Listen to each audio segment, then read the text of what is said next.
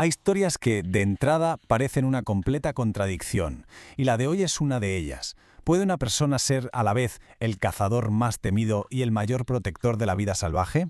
Pues vamos a explorar la increíble vida de Jim Corbett, un hombre que fue exactamente eso.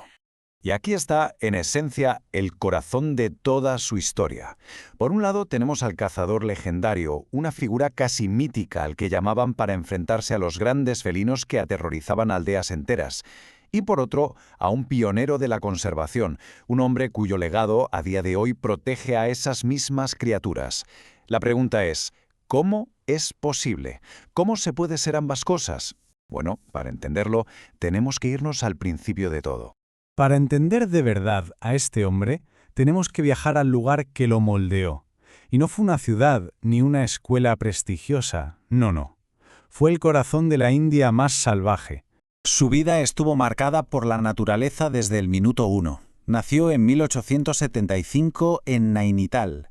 Perdió a su padre siendo muy pequeño, pero lejos de ser un drama, la jungla se convirtió en su hogar y en su maestra. De hecho, con solo 9 años, ya había cazado su primer leopardo. Una auténtica barbaridad que ya nos dice mucho de lo que vendría después. Creció totalmente inmerso en un mundo de tigres y leopardos. Su hermano mayor, Tom, fue quien le enseñó, pero su verdadera escuela fue el entorno.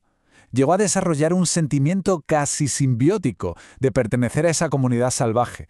Y esa habilidad tan precoz se convirtió en la base de su leyenda. Pero ojo, su fama como cazador no venía del deporte o del trofeo. Surgió de una necesidad absolutamente aterradora que afectaba a muchísimas comunidades rurales de la India. Imaginaos la situación. Un tigre o un leopardo empieza a cazar humanos, sembrando el pánico absoluto en pueblos enteros.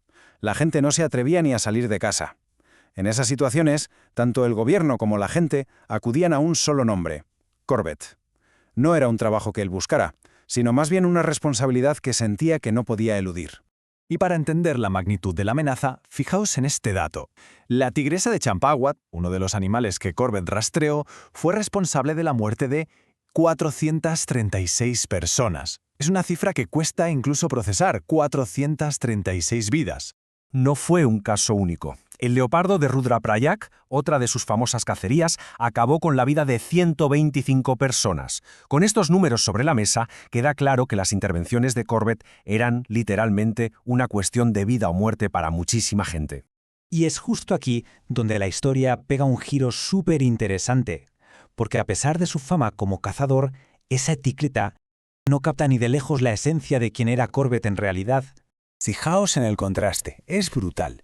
Por un lado, el mito público, el cazador valiente, el que acababa con los monstruos. Pero en privado, la gente que lo conocía de verdad veía a un hombre que prefería 1000 veces una cámara a un rifle.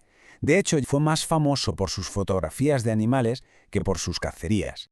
Para Corbett, la jungla no era un coto de caza, un lugar para conseguir trofeos. Era como una biblioteca viviente. Cada huella, cada rama rota, cada sonido, era una palabra de una historia que él sabía leer mejor que nadie en el mundo.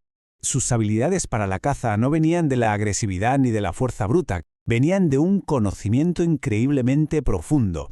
Era un naturalista de primera.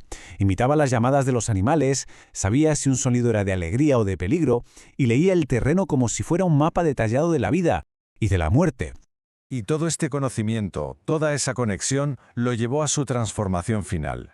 La paradoja de su vida se iba a resolver de una manera que dejaría su nombre grabado para siempre, pero curiosamente, no por la razón por la que se había hecho famoso. Su vida fue mucho más que la caza, desde luego.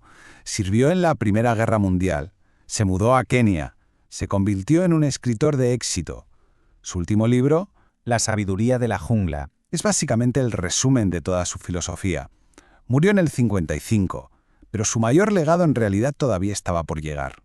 Tan solo 2 años después de su muerte, el primer parque nacional de la India fue rebautizado con su nombre. El hombre al que llamaban para cazar tigres se convirtió para siempre en el símbolo de su protección. Y así, al final, la paradoja se resuelve.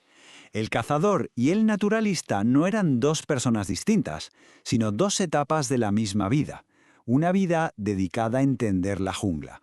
El cazador, que conocía tan íntimamente a su presa, acabó siendo su mayor defensor. Y todo esto nos deja con una reflexión final, una pregunta que la vida de Corbett nos obliga a hacernos. ¿Puede un cazador ser al mismo tiempo el mayor defensor de la vida salvaje?